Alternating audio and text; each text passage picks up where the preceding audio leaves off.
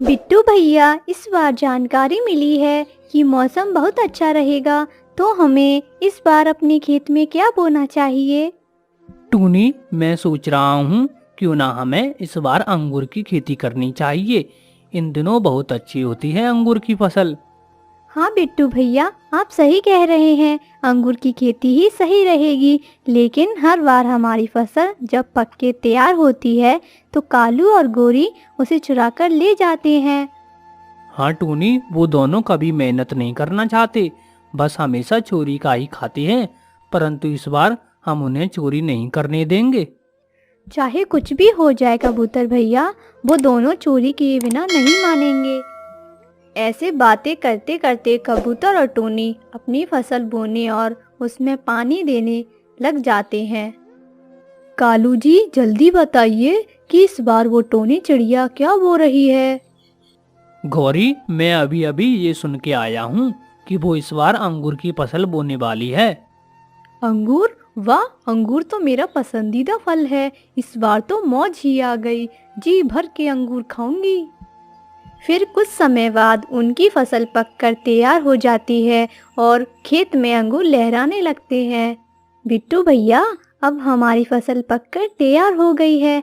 अब बताइए, आपने उन दोनों पति पत्नी के बारे में क्या सोचा है? टूनी बहन, उनके बारे में सोचना क्या है।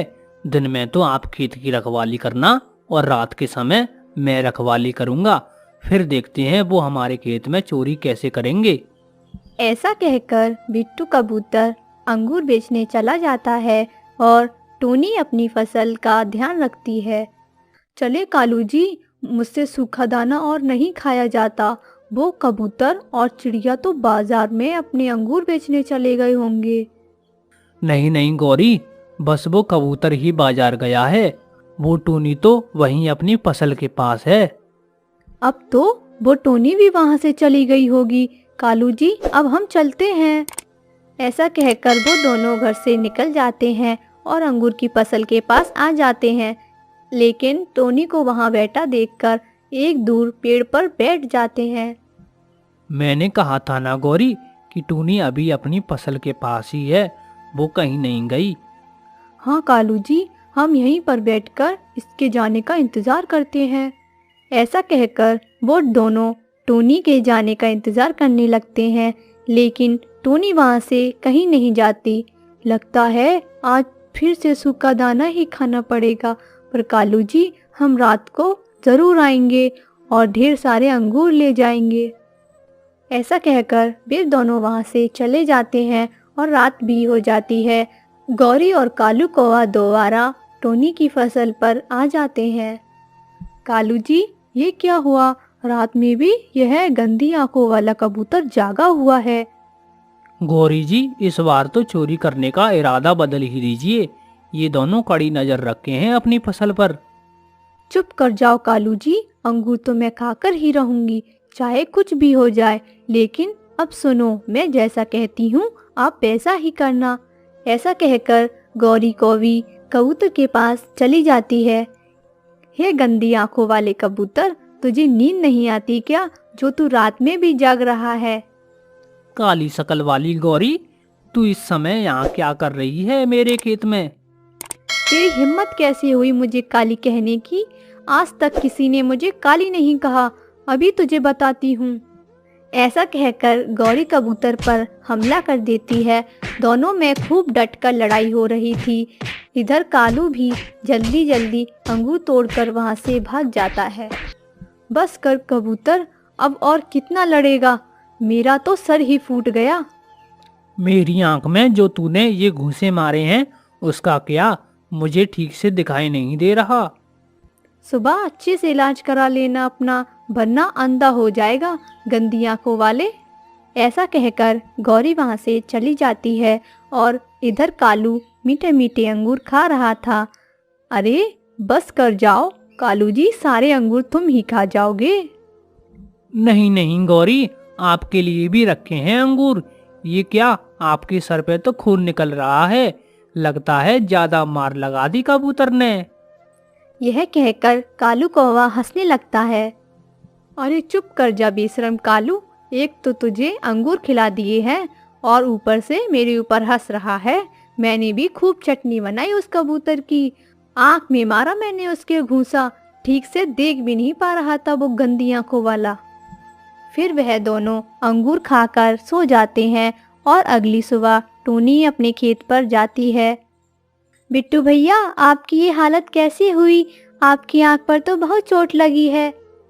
फिर कबूतर टूनी को सारी बातें बताता है।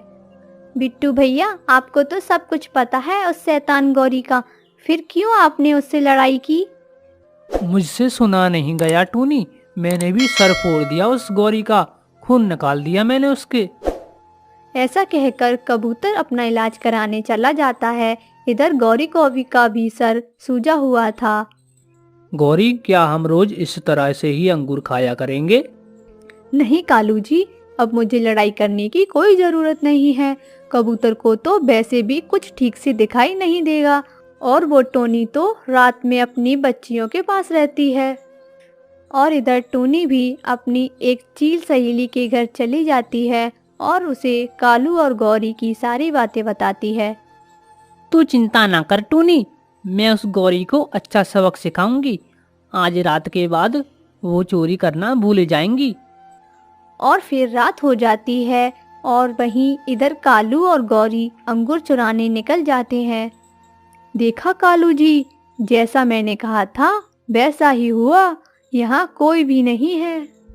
चलो गौरी, अब हम जल्दी जल्दी से ढेर सारे अंगूर तोड़ लेते हैं। जैसे ही गौरी अंगूर तोड़ती है, पत्तों में छिपी चील वहाँ से बाहर आ जाती है और कालू और गौरी पर हमला कर देती है और उनकी खूब पिटाई करती है। अरे रुक जाओ चीली जी, हमें माफ कर दो। आज से हम चोरी नहीं करेंगे, रुक जाओ। कौवे की बात सुनकर चील रुक जाती है। हाय हाय, मर गई रे कालू जी, ये चील कितना मारती है। इस चील ने तो मेरा पंख ही तोड़ दिया, अब मैं कैसे उड़ पाऊंगी। काली गौरी, तुम कभी चोरी ना कर पाओ इसलिए तुम्हारा पंख तोड़ दिया। और कालू, तुझ पे तो मुझे पूरा विश्वास है, तू अकेला चोरी कर ही नहीं सकता। ऐसा कहकर कालू और गौरी वहां से उड़कर भाग जाते हैं और चील भी वहां से चली जाती है। और कालू और गौरी आज के बाद चोरी ना करने की कसम खाते हैं। तो प्यारे दोस्तों, आपको ये कहानी कैसी लगी कमेंट में ज़रूर बताएं। धन्यवाद।